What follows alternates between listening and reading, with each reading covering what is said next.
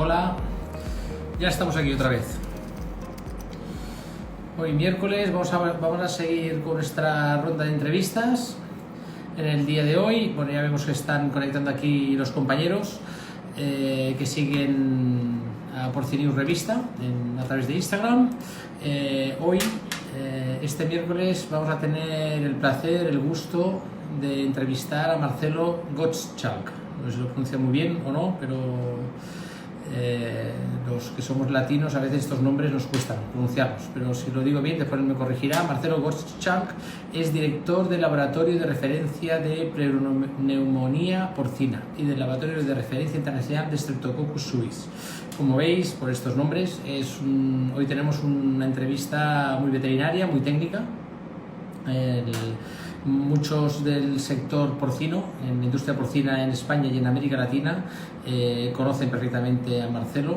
Es un fijo de muchos congresos internacionales de porcino y de sanidad porcina, quien tiene un nombre latino porque él nació, aunque vive en Montreal, en Canadá, él nació en Buenos Aires, donde se crió, en Argentina, y se licenció como médico veterinario en la Universidad de Buenos Aires.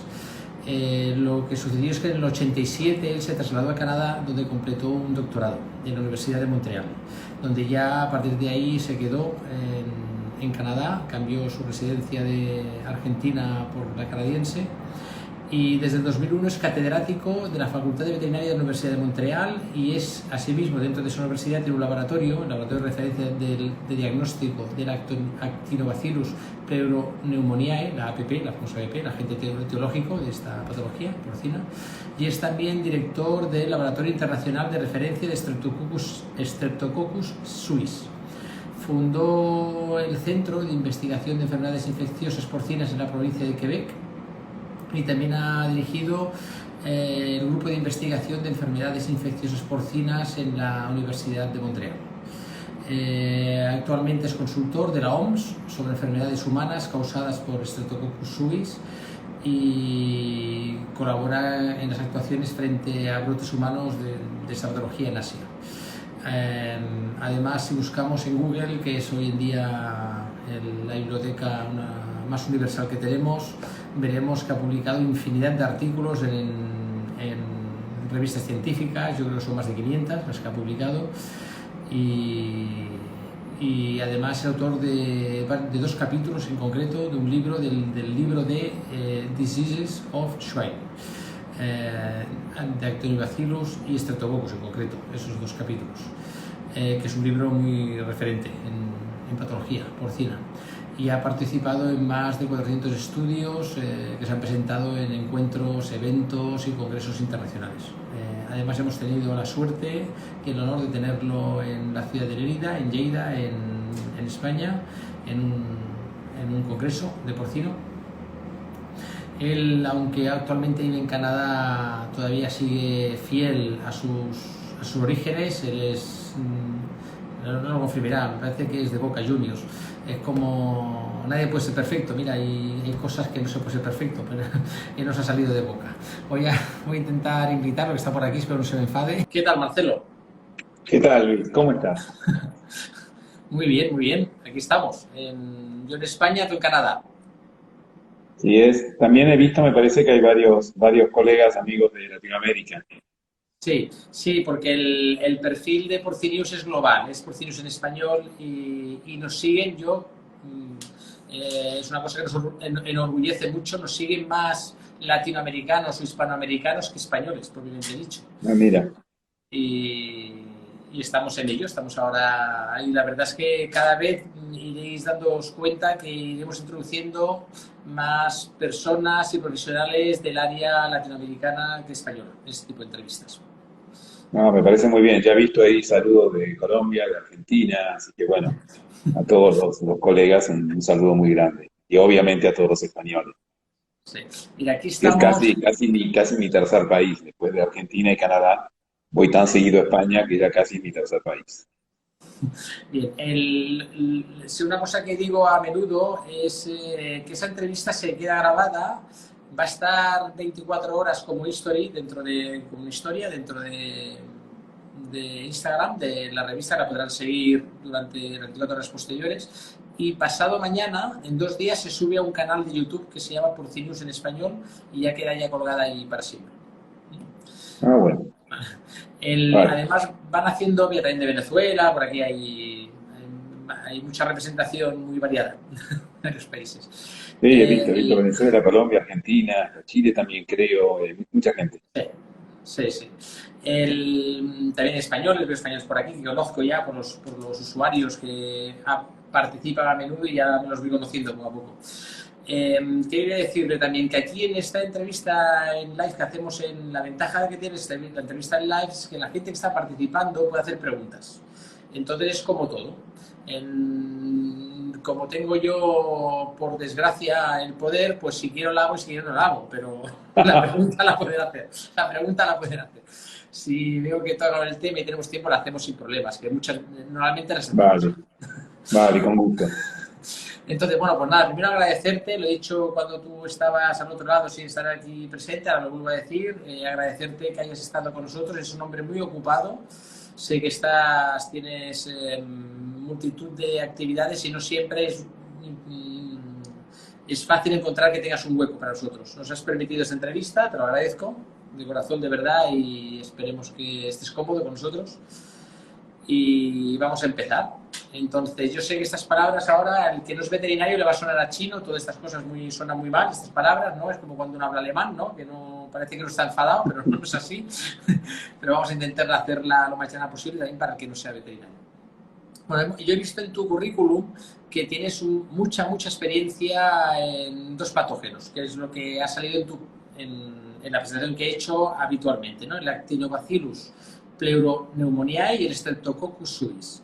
Entonces te voy a hacer una doble pregunta. Primero, ¿qué te lleva a desplazarte a Canadá y a centrarte en estos 2 patógenos? Fuiste a Canadá y te has centrado en estos 2 patógenos, ¿y qué tiene de especial para que estés tan involucrado en estos patógenos? Mira, cuando yo vine a Canadá, que de hecho vine con la intención de volver a Argentina luego, eh, era fundamentalmente para hacer mis estudios de doctorado. Y yo en Argentina, antes de venir para aquí, trabajaba incluso en diarreas bacterianas bovinas.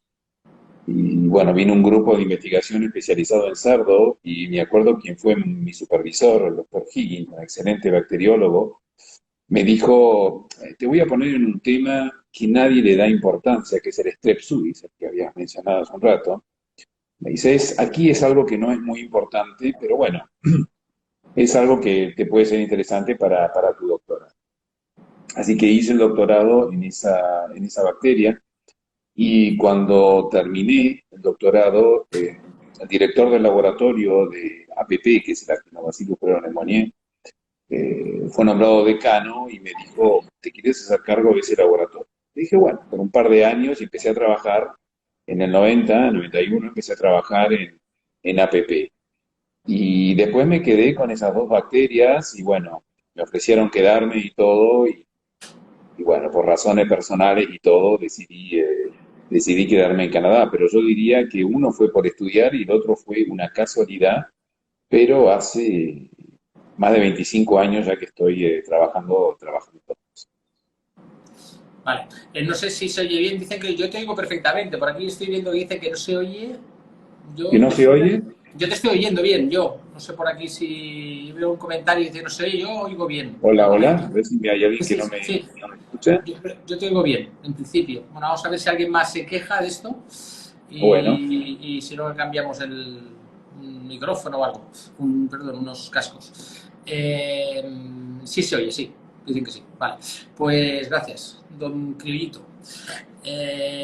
Una pregunta, ¿qué impacto tiene económico este tipo de bacterias en el sector porcino? mira, a través de los años, el impacto ha cambiado de las dos bacterias. Lo que yo te decía en el caso de Strepto, que vamos a hablar menos hoy, así que por eso lo menciono, pasó a ser algo, ah, como me decía mi director, un sideline en inglés, como algo no tan importante, pasó a ser una de las enfermedades más importantes en el post-destete. ¿Por qué? Porque afecta prácticamente a todas las granjas y porque no hay mucho con qué darle. Digamos, se pueden intentar autovacunas, pero en general se utilizan muchos antibióticos y como tú sabes, bueno, en España es el buen ejemplo, hay antibióticos que en el pienso ya prácticamente no se pueden utilizar. Si utilizamos zinc en el post-destete ya no podemos utilizar ese tipo de antibióticos, lo cual hace el control extremadamente complejo.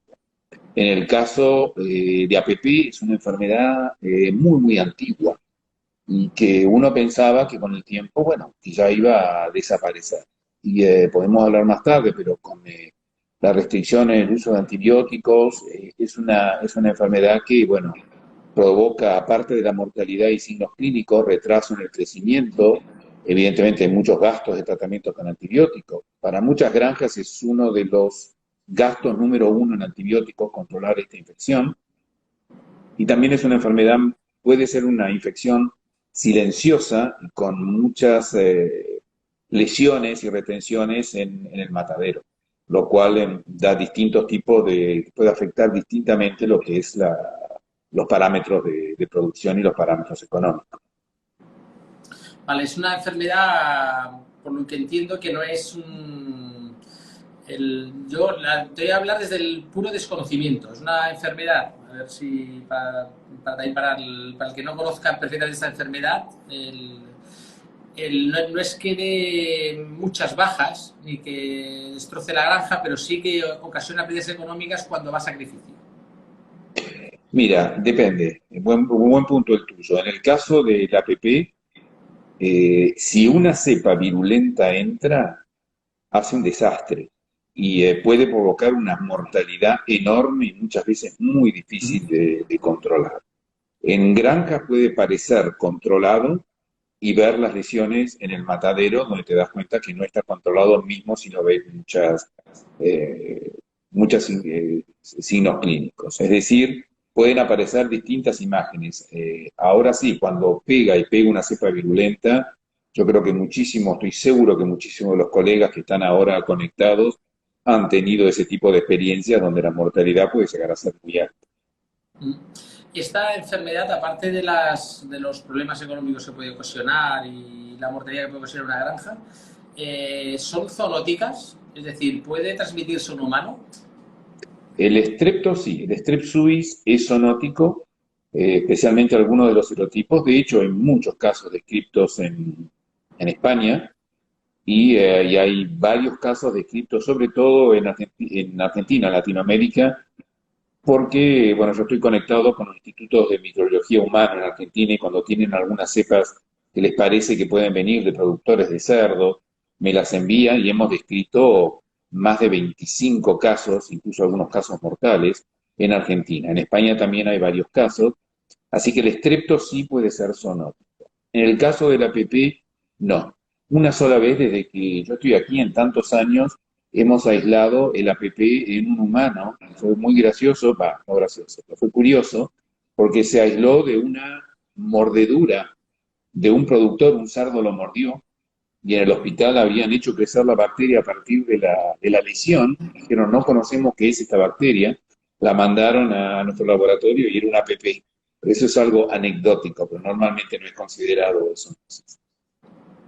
Entonces ahora permíteme centrar un poquito ahora en el APP, en concreto en Lactobacillus pleuropneumoniae, que para los que estamos menos familiarizados con este patógeno, ¿cuáles son las características más importantes que la diferencian?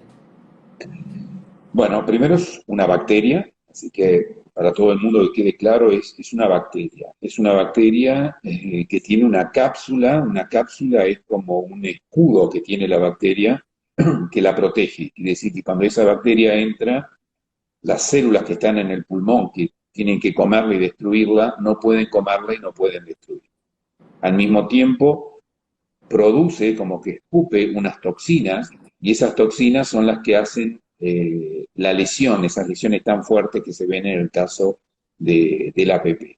Así que yo te diría que las características es que es un problema respiratorio, entra por vía respiratoria y la bacteria se va a las tonsilas o amígdalas, no sé cómo lo llaman más Sí, en sí. castellano, pero digamos que se queda ahí en las tonsilas y puede quedar sin hacer nada durante mucho tiempo y de repente salir de las toxinas, ir más profundo en los pulmones y causar ese tipo de lesiones tan fuertes que muchas veces se ven en los pulmones, lo que provoca lo que se llama la pleuroneumonía tóxica.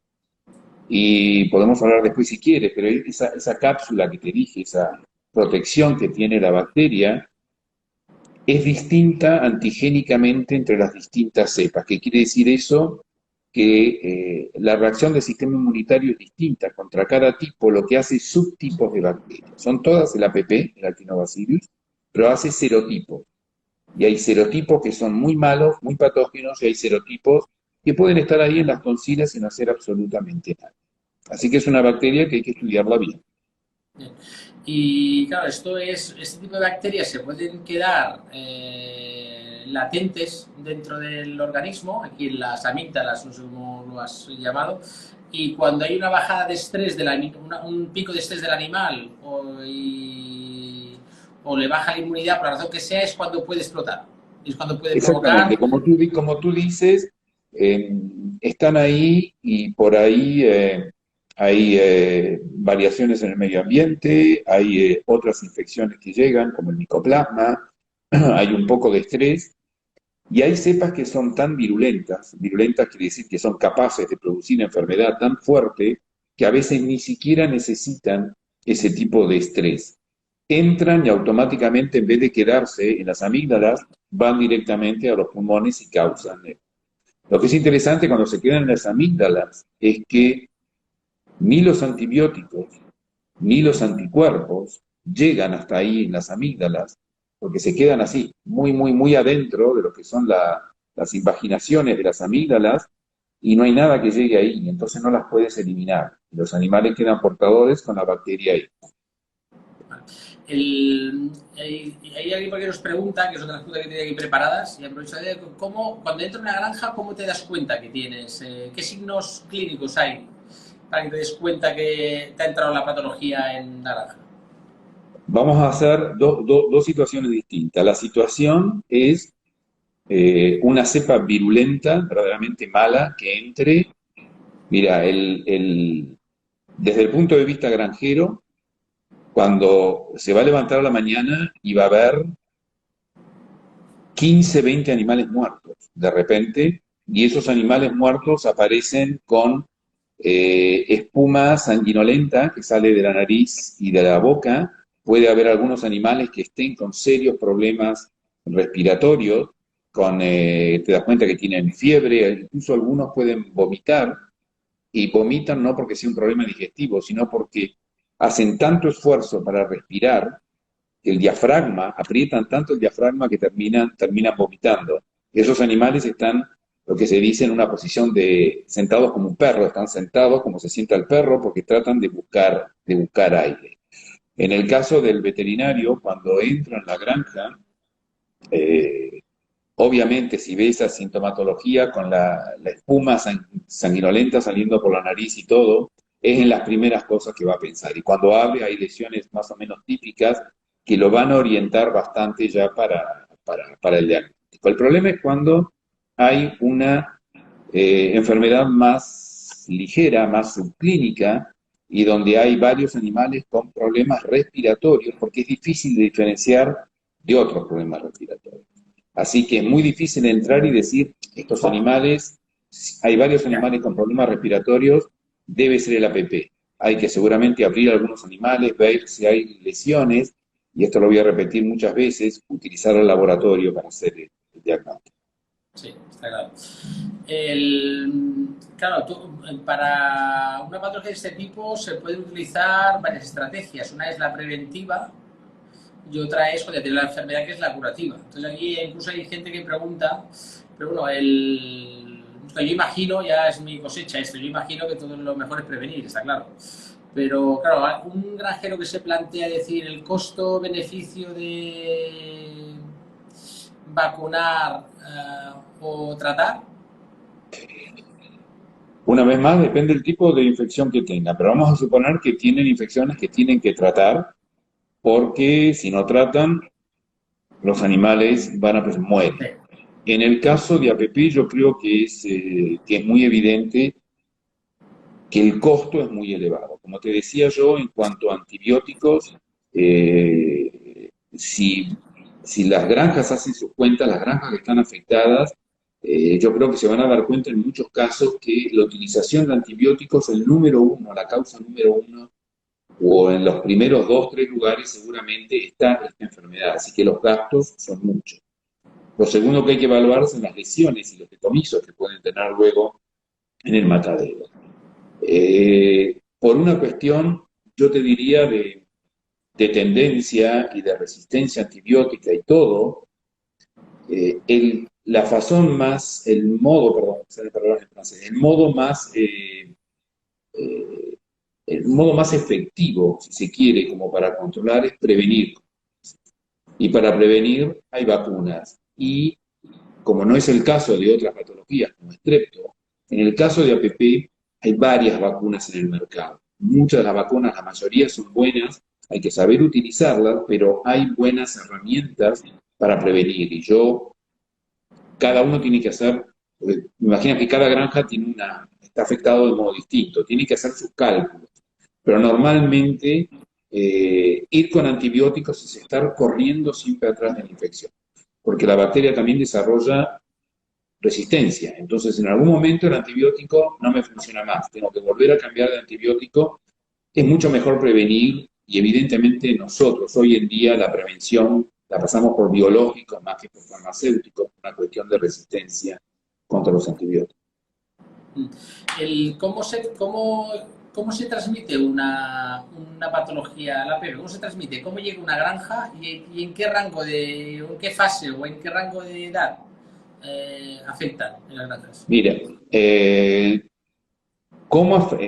empiezo por el final de tu pregunta. ¿Cuál es el rango de edad que afecta?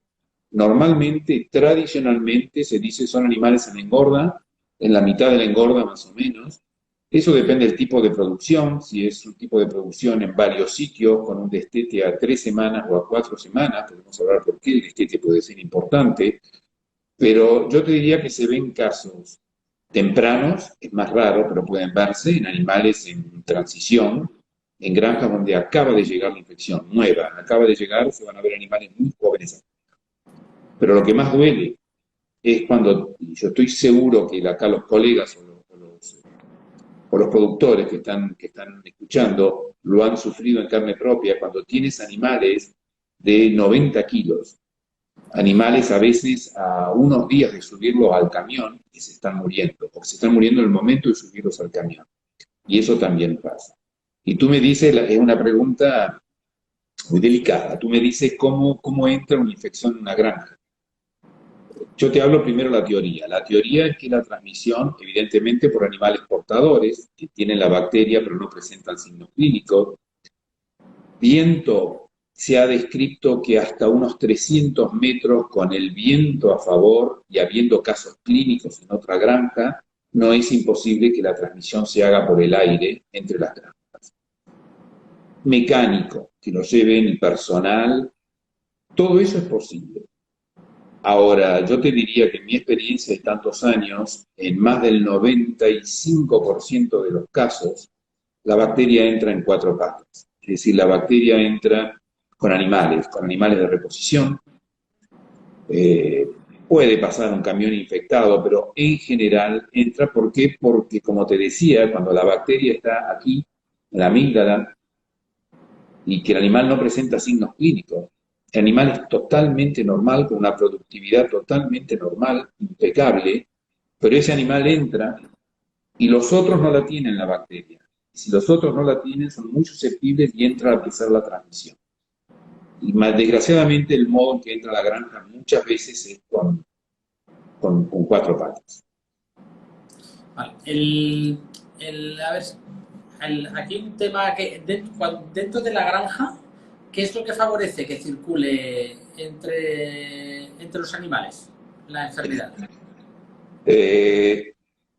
Cuando la granja se acaba de introducir la enfermedad y los animales son susceptibles, bueno, se transmite como pólvora, se transmite muy rápido y muy fuerte. Pero vamos a suponer una granja que está infectada ya Y tú me dices, bueno, ¿cómo se transmite? La transmisión generalmente es por contacto cercano, nariz a nariz, o por el aire. Entonces, generalmente el contacto se hace entre los animales vía aérea, es lo más. Obviamente, en una misma granja eh, con distintos edificios, donde el mismo personal va de uno a otro, bueno, hay también o el cuchillo o lo que estén llevando, hay modos de transmisión indirecta porque es dentro de la misma granja y evidentemente eso también es posible. Pero en general es por transmisión aérea, no demasiado lejos, pero por transmisión. Vale. ¿Cuáles son los principales serotipos que están circulando? Tuviste experiencia en España, y además hay una pregunta por aquí, ¿lo hace en España y también en América Latina? Son muy distintos. Digamos, una de las características, como decíamos antes, los serotipos, que son la misma bacteria, pero con una cápsula distinta, es extremadamente importante conocer cuáles son los serotipos, porque hay algunos serotipos que son muy virulentos y muy malos, y otros que están en la mayoría de las granjas comerciales y no hacen nada. El problema es que no son los mismos en distintas partes del mundo. Nunca se entendió muy bien por qué, pero es así. Yo hay veces que puedo saber una cepa de un serotipo determinado, puedo saber de dónde más o menos viene, porque yo sé dónde están los serotipos más importantes. Una de las, si hablamos en España, Sí, una quizás de deberíamos, las, disculpa, deberíamos introducir el concepto serotipo, ¿no? Y exacto. definir eso y después, claro. Bueno, el serotipo, como te decía, tienes la bacteria y la bacteria tiene una parte de afuera que es una cápsula. Y esa cápsula, antigénicamente, es distinto a otro APP y haz de cuenta que tiene aquí una tapa de color negro. Entonces, la misma botella, el mismo APP, pero la tapa es distinta. Entonces, cada tapa es un serotipo distinto. Hoy en día, antes se reconocía con anticuerpos, hoy en día se hace todo por métodos moleculares, donde dices, ah, la tapa blanca es el serotipo 9, la tapa roja es el serotipo 2. Son distintos serotipos. Y eso incluso se puede seguir luego por serología, detección de anticuerpos. Los animales tienen anticuerpos contra el serotipo 1 o tienen anticuerpos contra otro serotipo.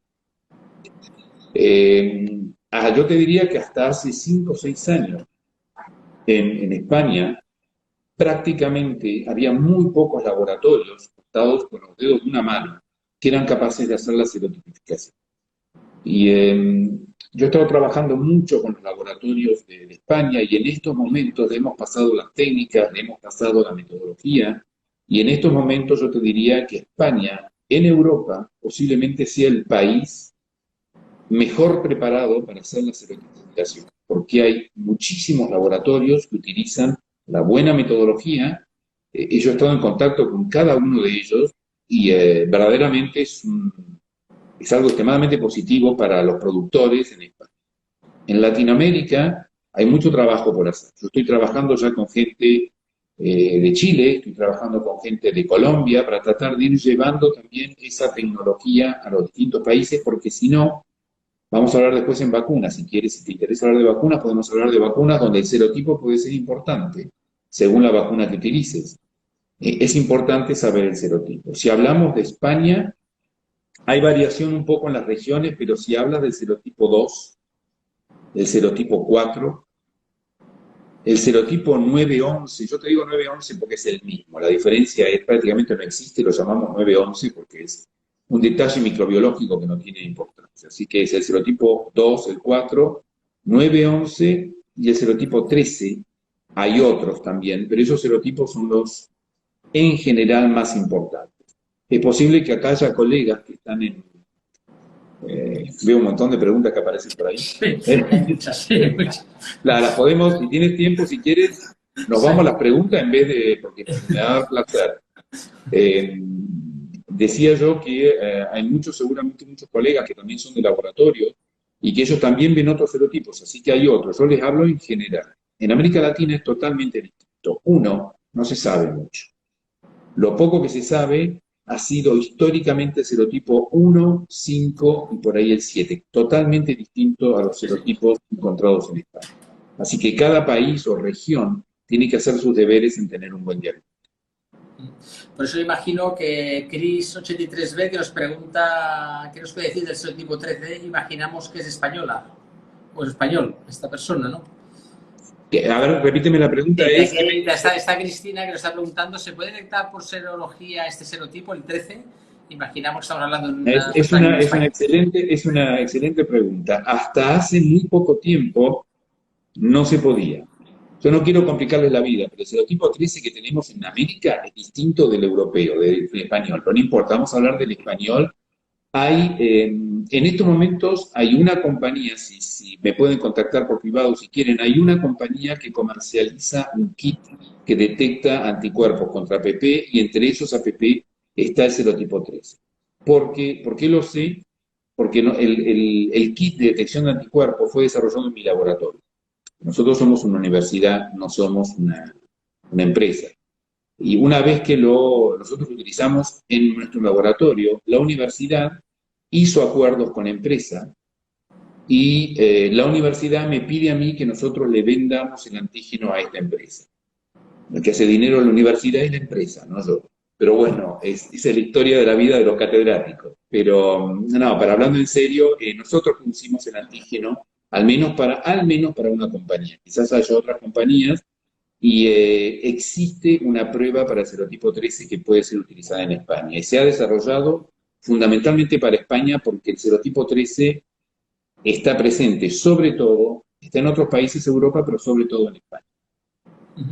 Vale, voy a saltar alguna pregunta, después volvemos. Si quieres, aquí nos preguntan que correlacionando los hallazgos de mataderos con hallazgos en laboratorio y según su experiencia, ¿qué vínculo hay entre los elevados índices de APP y el porcentaje de serotipos en granja? A ver, repite de vuelta la última pregunta, Sí. no entendí bien. Correlacionando hallazgos de matadero con hallazgos en laboratorio y según su experiencia, ¿qué vínculo hay entre elevados índices de APP y porcentaje de seropositivos en granja? Ok, ahí hay que tener cuidado. Ya podemos hablar de dos tipos de pruebas serológicas. Hay una prueba serológica que es la que yo les decía antes, orientada al serotipo, es decir, una prueba serológica que puede detectar serotipo 2 o detectar serotipo 4 o serotipo 13. Hay otra prueba serológica que la gente la conoce, se llama el APX4, de otra compañía de diagnóstico, y esa detecta todos los serotipos de APP, todos. Como yo les decía, hay algunos serotipos que son muy poco patógenos, que nunca producen problemas y están presentes en la mayoría de las granjas. Entonces, si la pregunta me dice, con esta última prueba del APX4 no hay ninguna correlación porque la mayoría de las granjas van a ser positivas, con o sin lesiones. Entonces, cuando ustedes tienen lesiones y no ven signos clínicos, lo que hay que hacer es una serología dirigida a los serotipos más patógenos, como puede ser el serotipo 2, el 4 y el 13, vamos a suponer, o el 9-11 también. Existe toda la serología. Ahí sí, si tienen lesiones típicas, no típicas, pero casi típicas de APP, con adhesiones, y van a hacer la serología, y les da un fuerte nivel de anticuerpos contra alguno de esos serotipos virulentos, en general la correlación es muy alta de que sea la causa de la... Pero cuidado con la prueba que usan, porque existe una prueba que mismo si hay 0% de lesiones, les va a dar positiva en serología y no pueden tener absolutamente ningún tipo de conclusión. ¿Todos los serotipos tienen factores que producen necrosis? Todos los serotipos tienen factores que producen necrosis, que son las toxinas. Hay 3 toxinas fundamentales. Les dije la toxina 4, esa es para diagnóstico, pero hay 3 toxinas que producen lesiones, la 1, la 2 y la 3. Hay algunos serotipos que producen 2 toxinas y otros que producen una sola, con distintas combinaciones. Algunos producen la 1 y la 2, otras producen la 2 y la 3, unos producen la 3, otros producen la 2 sola, todos producen al menos una. Cuando un serotipo produce 2 de las 3 toxinas, en general son más virulentos que los serotipos que producen una sola de las toxinas. Pero todos, de hecho, nosotros hemos encontrado en el pasado cepas atípicas, aisladas de tonsilas, donde no producía toxina. Y cuando hacemos infecciones experimentales no produce absolutamente nada. Así que las toxinas son responsables de las lesiones que se ven en los pulmones. Una granja que es positiva, ¿se puede negativizar? Una muy buena pregunta. Lo hemos visto una o dos veces en la historia y no tenemos absolutamente ninguna explicación. Si la granja es totalmente cerrada y no entran animales del exterior, la teoría dice que la bacteria no se puede eliminar de las tonsilas y se sigue transmitiendo un poco entre los animales. Es posible que haya casos en los cuales esos animales positivos dejan de transmitir, desaparecen de la granja y luego la granja se negativiza. Lo hemos visto un par de veces. No tenemos explicación, yo creo que no es imposible, pero hay que pensar que es raro, digamos. Puede llegar a pasar, pero... Aquí te nos preguntan si hay un brote agudo en un cebadero. ¿Usted recomienda y por qué tratamientos metafilácticos o terapéuticos? Mira, cuando tienes un brote, si no haces tratamiento terapéutico, no vas a tener más animales con cuales hacer preventivo. Eso es seguro. Pero igual la pregunta es buena, porque desde el punto de vista terapéutico, no solo hay que hacerlo, sino hay que saber hacerlo bien. Cuando digo hacerlo bien, es que, y esto va más para los productores que para los veterinarios, lo que puede salvar un brote de APP en cuanto a mortalidades es el ojo del propietario o el ojo de la persona que va a ver a los animales. Yo cuando hago una presentación generalmente pongo un ojo de una persona. ¿Por qué? Porque hay que detectar los animales muy temprano porque si no después no se salvan. Entonces hay que ir mínimo 3 veces al día y observar el animal que empieza a bajar las orejas, que parece a tener un poco de fiebre. Ese animal hay que tratarlo inmediatamente. Porque si no se lo trata rápidamente, en la próxima ronda se lo va a ver sentado tratando de respirar y es muy difícil salvarlo. Entonces el tratamiento sí, con el buen antibiótico, individual, porque los animales que tienen fiebre comen menos y toman menos, y enseguida, muy temprano. Evidentemente, primero intervienes y tratas de apagar el fuego. Cuando el fuego está más o menos controlado, inmediatamente pones un tratamiento preventivo, mientras buscas otras alternativas, como por ejemplo las vacunas. Bien. Como hemos introducido preguntas que han ido apareciendo, hay algunas de las preguntas que aquí se van a mezclar un poco ahora, pero hay temas que a mí se me han quedado un poco a mitad. Entonces, en una granja hay diferentes niveles de gravedad, ¿no? Puede haber aguda, crónica, subclínica. ¿De qué depende que se manifieste de una o de otra manera? Buena pregunta. Exactamente como tú has dicho, hay 3 tipos. La aguda, en general, cuando la aguda es fuerte, con mucha mortalidad, lo primero que hay que saber es que hay una cepa muy virulenta. Porque las cepas que son medianamente virulentas pueden provocar mortalidad, pueden provocar signos clínicos, pero no es que nos encontramos con 10 animales muertos de golpe con la espuma, así que seguro que hay, al margen de lo que pueda haber problemas de manejo u otra cosa en la granja, hay que pensar en cepa virulenta. Cuando lo que se está presentando es, sí, con cierta mortalidad, con signos respiratorios, puede ser que sea una cepa virulenta y que todo esté más o menos bien controlado. Puede que sea una cepa normal, no muy virulenta, pero hay otros factores que pueden desencadenarlo. Lo que puede desencadenar es problemas en la ventilación. Imagínate aquí en Canadá mismo con temperaturas de 30 grados bajo cero en invierno se abren las ventilaciones porque se necesita ventilar, porque se necesita, para que les quede claro a los productores, cuando nosotros hacemos una infección experimental de los animales, intranasal, tenemos que meter, con una cepa virulenta, tenemos que meter más o menos entre 1 millón y 10 millones de bacterias. ¿Ok? Si metemos 100.000 bacterias o 10.000 bacterias, al animal no le pasa nada. ¿Eso qué significa? No es que una bacteria entra y el animal se enferma, necesita un cierto nivel de bacterias. Cuando no hay circulación de aire y hay animales enfermos, cada animal enfermo está secretando bacterias. Si tú no aumentas la ventilación, la cantidad de bacterias en el aire va subiendo y llega un momento en que le pasa lo que yo te decía experimentalmente, millón o 10 millones de bacterias y ahí empiezan, muchos animales están enfermos.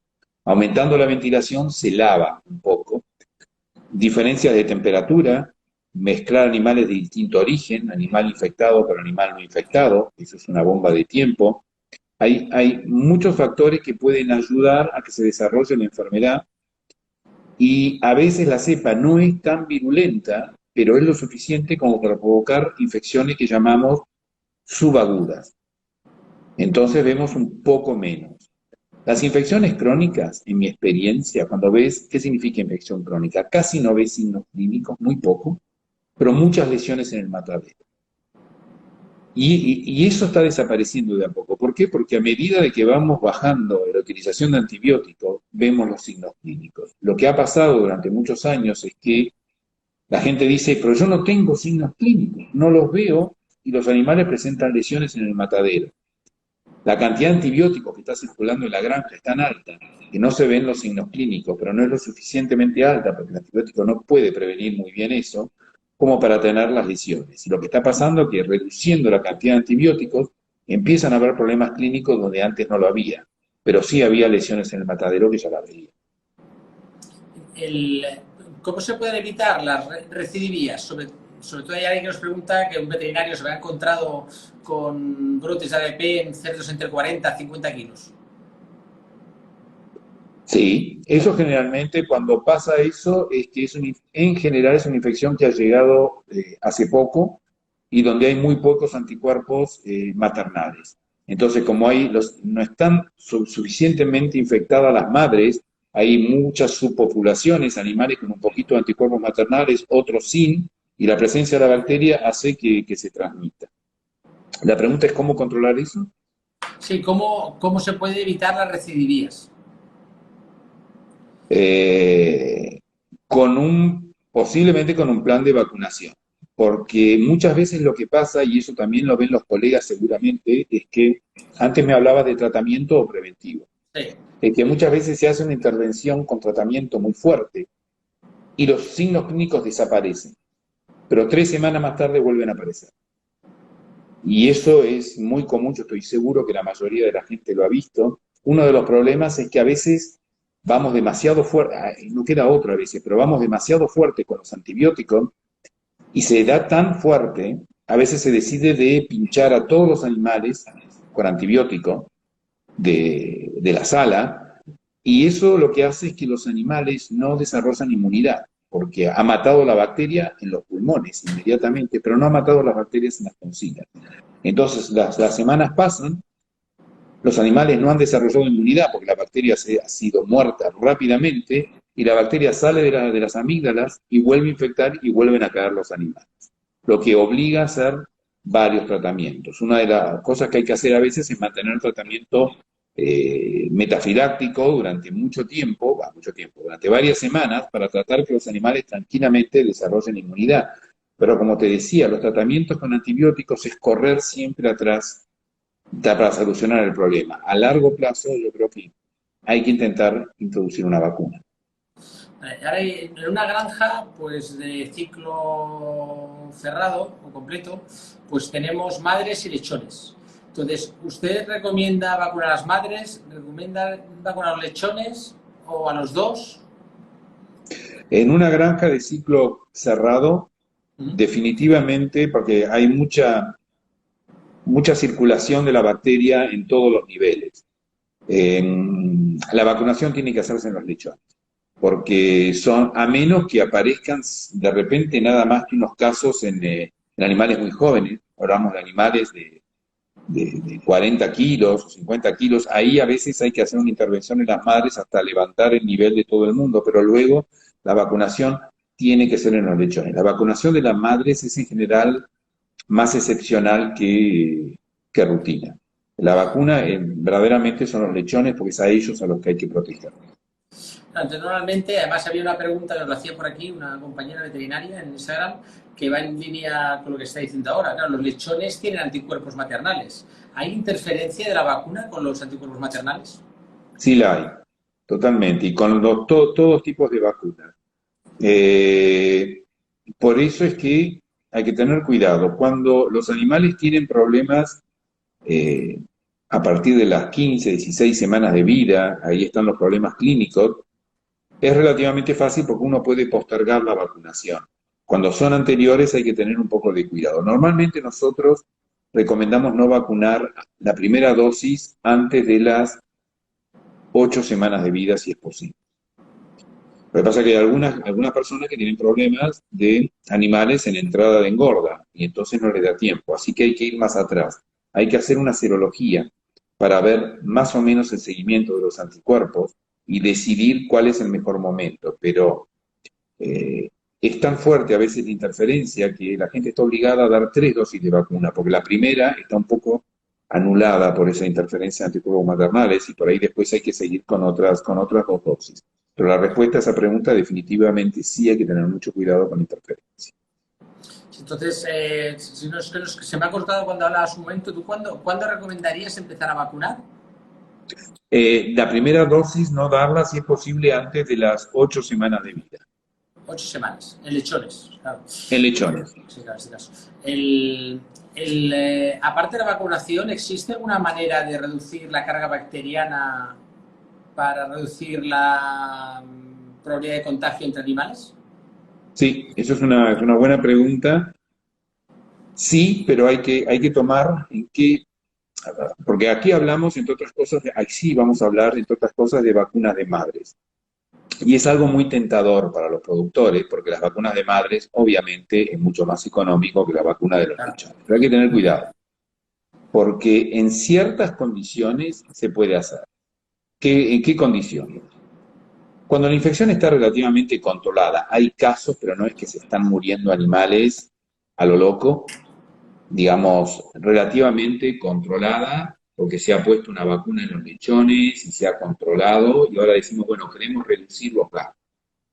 Estamos hablando de granjas multisitios, donde el sitio 2 y 3 están separados de las madres para poder cortar el ciclo de transmisión de las madres hacia los lechones, y donde hay un destete de no más de 3 semanas, donde no puede ir más de 22, 23 días el destete. ¿Por qué hacemos eso? Porque primero, la que transmite la bacteria es la cerda a los lechones. Entonces, sacar los lechones lo antes posible. Uno. Dos, sacar los lechones de la granja donde están las madres lo antes posible. Y si además le dimos una vacuna a las madres, podemos hablar de qué tipo de vacuna, no cualquiera, no hablo de compañía, sino de tipo de vacuna, aumentan los anticuerpos, entonces las madres tienen muchos anticuerpos, les pasan anticuerpos a los lechones y esos lechones están más protegidos para estar colonizados. Así que le aumentamos los anticuerpos a las madres, destetamos temprano, sacamos de la granja. Con todo eso los lechones salen más rápido de la compañía de la madre, con mayor cantidad de anticuerpos maternales, automáticamente tienen menos bacterias ellos. Y al tener menos bacterias, no lo van a eliminar, pero como yo les decía, se necesita un cierto nivel de bacteria de transmisión para tener signos clínicos. Y ha funcionado eso. Lo que pasa es que hay que tener cuidado porque si tú entras en una granja donde estás metiendo antibióticos por todas partes para controlar la mortalidad, y tú dices, bueno, voy a vacunar a las madres para que los animales se dejen de morir, no es tan simple. Primero hay que intervenir en los lechones y cuando está más o menos bajo control, en esas condiciones se puede ir a las madres para ver, puedo bajar mi gasto en vacunas. Claro, cuando vacunamos a los lechones, ¿hay algún test que diferencie o que identifique los anticuerpos maternales? Una buena pregunta. No. Vamos a empezar. Hay 3 tipos de vacunas. Si me permites, tengo que explicar un poco el tipo de vacuna porque si no, no se va a entender. El primer tipo de vacuna se llama bacterina. ¿Qué significa la bacterina? Es que nosotros aislamos la bacteria, bueno, la compañía haya aislado la bacteria de un serotipo conocido, la hace crecer, después la mezcla con un adyuvante, la mata, la mezcla con un adyuvante, entonces la bacteria entera muerta. Eso se llama bacterina. Este tipo de vacuna tiene la característica que solo protege al serotipo que está incluido. Es decir, yo si en mi granja tengo un serotipo 4, que es acá blanco, y mi vacuna tiene un serotipo 4, los animales van a estar protegidos. Ahora, si yo utilizo esta vacuna y esto tiene una tapa azul, que es un serotipo 9, la vacuna no va a proteger contra ese serotipo. Un tipo de vacuna. El otro tipo de vacuna es la que llamamos base a toxinas. Lo que dijimos antes, la toxina es lo que produce la lesión. Había 3 toxinas, 1, 2 y 3. Hay compañías que han purificado esas toxinas, las han inactivado, purificado, la mezclan con un adyuvante y los animales reciben la vacuna contra las toxinas. La diferencia entre las dos vacunas, tú tienes que pensar que tú inyectas esto a los animales, así que los anticuerpos son contra toda la bacteria que está produciendo. Por eso que si no es el buen serotipo no la va a reconocer.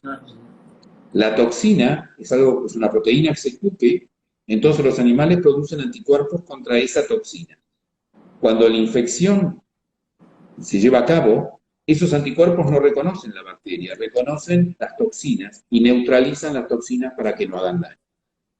Hay un tercer tipo de vacuna en los cuales se utiliza la bacterina contra algunos de los serotipos y está enriquecida con toxinas. Así que tiene un poco una mezcla de dos. La bacterina protege contra el mismo serotipo. Las toxinas supuestamente protegen contra todos los serotipos, porque es lógico pensar que un serotipo produce 1 o 2 toxinas, pero si yo utilizo las 3 toxinas, me van a neutralizar cualquier toxina que produzca. Y la mayoría ha sido testeada con distintos serotipos y se ve que protege contra distintos serotipos.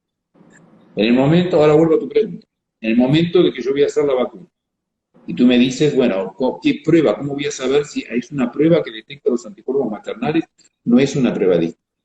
Si lo que vas a utilizar es una bacterina, es fácil. Porque si tú utilizas una bacterina de serotipo 4, tú puedes hacer una curva de anticuerpos y ver cuándo bajan con una ELISA, una prueba serológica, contra el serotipo 4. Y me dices, bueno, a partir de 6, 7 semanas no tengo más anticuerpos, puedo ponerlo. ¿Qué pasa cuando tienes una vacuna con toxinas? No existe ninguna prueba comercial que detecte las toxinas, los anticuerpos contra las toxinas. Entonces es muy difícil de determinarlo. Lo que alguna gente hace, yo le decía que había una prueba que detectaba la toxina número 4, que producen todos los APP. Por ahí se puede utilizar indirectamente los anticuerpos contra esa toxina, les puede dar una idea de anticuerpos contra otras toxinas. Pero no existe una prueba comercial, entonces es un poco más difícil. Así que si se van a utilizar una vacuna de bacterinas, se puede hacer una prueba serológica. Si se usa una vacuna que tenga toxinas, sea que traten de ir lo más lejos posible, lo más viejo posible el lechón, para evitar esa presencia de anticuerpos, o utilizar la prueba de APX4 para que les dé una idea de ver si los anticuerpos están bajando. Entonces, si entiendo bien, claro, en las vacunas contra bacterinas tenemos que identificar muy bien qué serotipo es para aplicar exactamente esa vacuna. Pues si nos equivocamos de vacuna de serotipo, estamos invirtiendo dinero, plata, en una cosa que no sirve para nada. Por eso yo decía antes la importancia de los laboratorios de diagnóstico, porque las bacterinas son, digamos, hay alguien que ha preguntado cuál es la mejor vacuna. Voy a pasar la pregunta.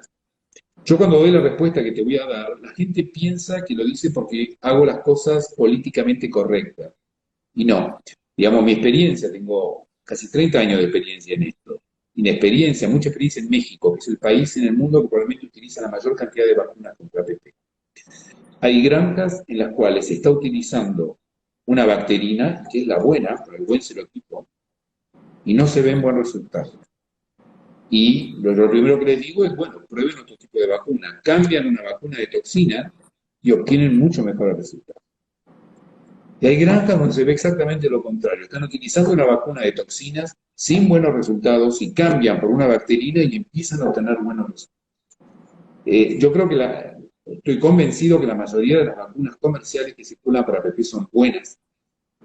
Pero es imposible decir qué vacuna va a funcionar mejor en una granja. Esa es una decisión que tiene que tomarla el veterinario con el productor y no duda, darle tiempo, lleva tiempo a saber si funciona o no funciona. No hay que pensar, yo la pongo y en 2 meses veo si funciona. Hay que dejar que la inmunidad se establezca Y si se ve que no está funcionando, bueno, cambiar de producto. Pero es imposible. La gente me pregunta siempre eso, y mismo privado, que yo lo podría decir privado, no es que no lo digo por una cuestión, yo tengo una muy buena relación con todas las compañías, pero es muy difícil porque no existe la vacuna de esta compañía y las otras son malas. No es así en el caso.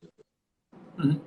Entonces, claro, y también si he entendido bien, la vacuna contra la toxina, claro, no hay como no hay como, o sea, hay tres tipos. No es como la bacteria que hay cuatro más o menos en España, que en Europa y tres en América Latina. O sea, si utilizamos una vacuna de toxina contra las toxinas, podríamos decir que estamos cubiertos universalmente, aunque no sepamos cómo está actuando la vacuna. En teoría, estás cubierto universalmente. Lo que yo te decía es que por alguna razón es cierto que en algunas granjas por ahí se ven resultados que pueden llegar a ser obtenidos mejores por ahí con una bacterina o viceversa. Así que yo creo que mismo si se decide utilizar una vacuna de toxinas, es una muy buena opción, es importante aislar, identificar y ver qué serotipo está presente para estar preparado. Estar preparado en el sentido de que si hay algo que no está funcionando bien, bueno, se puede intentar otra cosa. Y antes que me olvide, las vacunas comerciales no cubren contra todos los serotipos. Y es posible, el serotipo 13 es un buen ejemplo.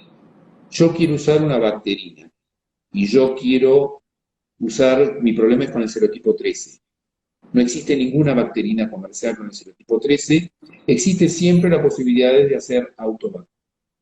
Y si se hace una autovacuna, es decir, una vacuna, una bacterina, a partir de la cepa aislada en la granja, siempre trabajar con laboratorios que se conocen bien, que tienen buena metodología y que ustedes sepan que son verdaderamente confiables.